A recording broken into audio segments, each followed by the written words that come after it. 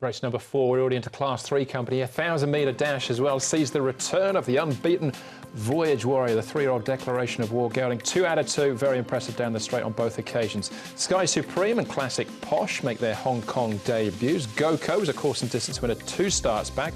5th behind Multimillion last time out. Diamond King also behind Multimillion last time out. He finished 2nd. Thanks Forever. Cheek Pieces on for the first time.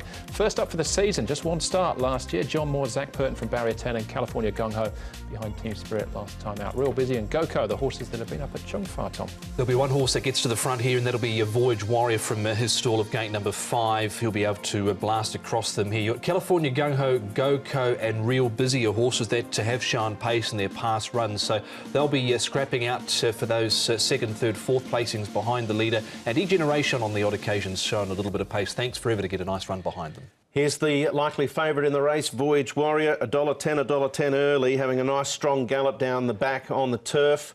Had a slow piece on the 23rd. He's quite a mature 3-year-old, had the 2 starts, handles himself very well in the mornings.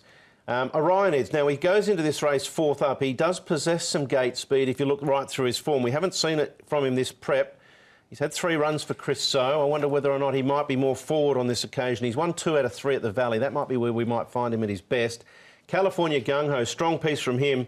He's had some up and down performances, but he clearly has a liking for the straight 1,000. He'll get another opportunity over that course and distance on Sunday. All right, well, let's start off with Voyage Warrior.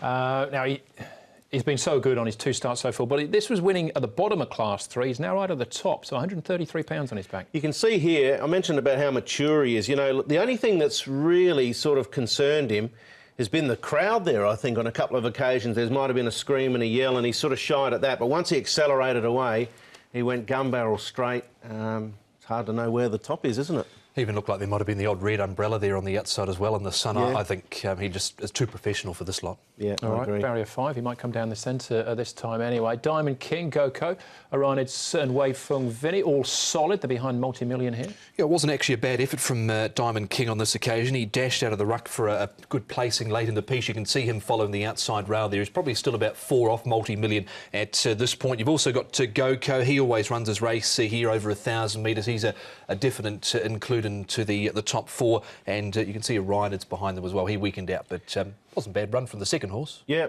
Go-Co's a definite inclusion. Wei Feng Vinny goes in 2nd up for the new stable. He's a horse that's performed OK over the straight 1,000. I'll be waiting for Jenny's report on him. Yeah, he's a 2-time winner, 2nd up as well. That is Wei Feng Vinny. Thanks Forever, though. He's a very interesting runner, one in the Griffin Company, basically a year ago. Off the track since, so we'll find out why with trainer John Moore.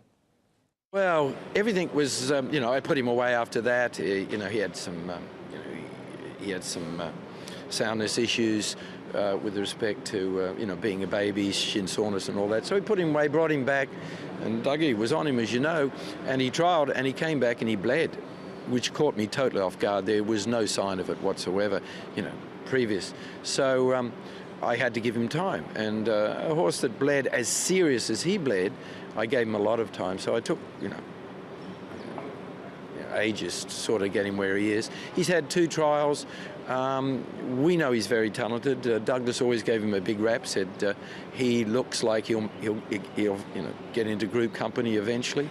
But coming in against another superstar on the rise in Voyage Warrior, the Declaration of War, you know, his work's going to be cut out, but I'd like to think that if he could run in the first 3, that we're right on target for another 2 runs this season.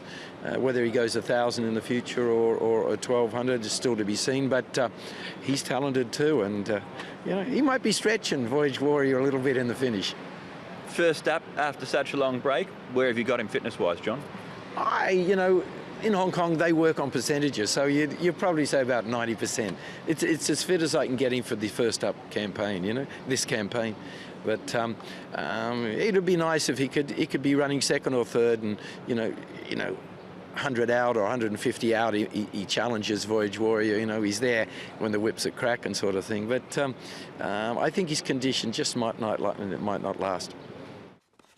All right, there you go. That's Thanks Forever. Yeah, first up for the best part of a year, but Voyage Warrior 1.1, 1.1, Brett. Yeah, and deservedly so too, Andrew. He's broken 55 over the 1,000 last start. We haven't seen a horse do that since Noah was a boy, that's for sure. And you're getting close to Sacred Kingdom's track record when you're breaking 55. So this is going to be very difficult to beat Voyage Warrior, despite the increment of weight that he's got to carry. Go-Ko, California Gung-Ho, and Thanks Forever is a talented horse, but he's had a left tibia stress fracture. He's bled, so there's been a lot of issues.